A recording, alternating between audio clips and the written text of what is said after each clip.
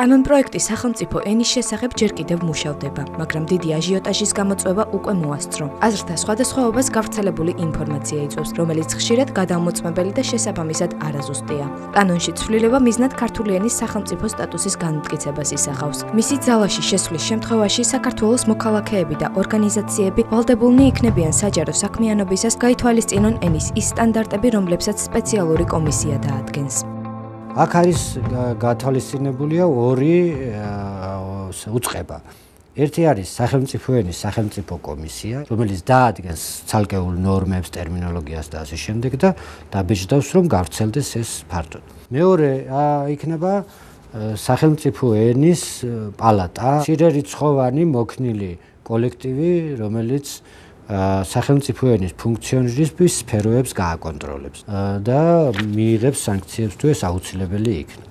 სანქციების ზუსტი ფორმა ჯერ დადგენილი არ არის, თუმცა კანონპროექტის მე-9 თავის მე-40 მუხლში ნათქვამია. ორგანიზაციები ვალდებულნი არიან სრულად აანაზღაურონ შესაბამისი თანამდებობის პირის ან რიგითი მუშაკის მიერ სახელმწიფოსათვის ენის კანონის დარღვევით მიყენებული ზიანი, სამოქალაქო კანონმდებლობის შესაბამისად.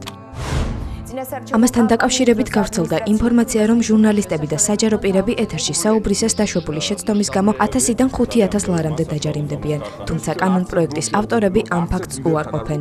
კანონის თვალსაზრისით პასუხისმგებელი შეიძლება იყოს სათანადო დაწესებულება. სანამ კანონი ძალაში შევა, სპეციალური კომისია დაწესებულების ინფორმირებას უზრუნველყოფს.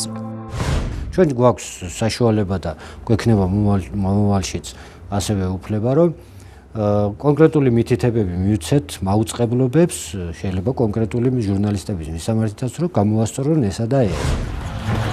კანონპროექტში გათვალისწინებულია სატელევიზიო პროგრამების ჟანრებიც. მაგალითად, იუმორისტულ გადაცემებში ჟარგონების გამოყენება დაშვებული იქნება.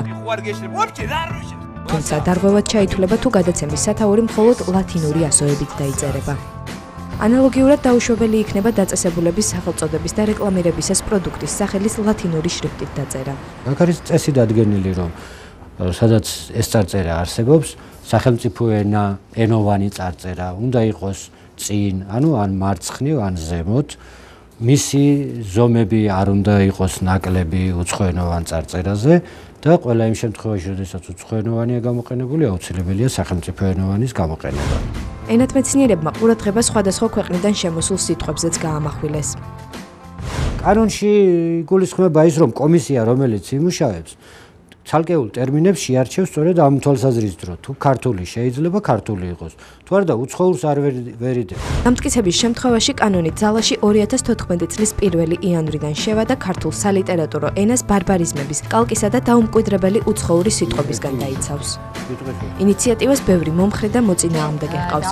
პროექტის ავტორები კი ქართული ენის ეგრეთ წოდებულ დაბინძურებას, გარემოს დაბინძურებას ადარებენ და ამბობენ, რომ კანონპროექტი მისი დაცვისა და შენარჩუნების ერთადერთი საშუალებაა. თუმცა რამდენად გამართლებულია იმ ადამიანების პასუხისმგებლობაში მიცემა, ვინც გამართული ქართულით არ მეტყველებს, სადაო საკითხია.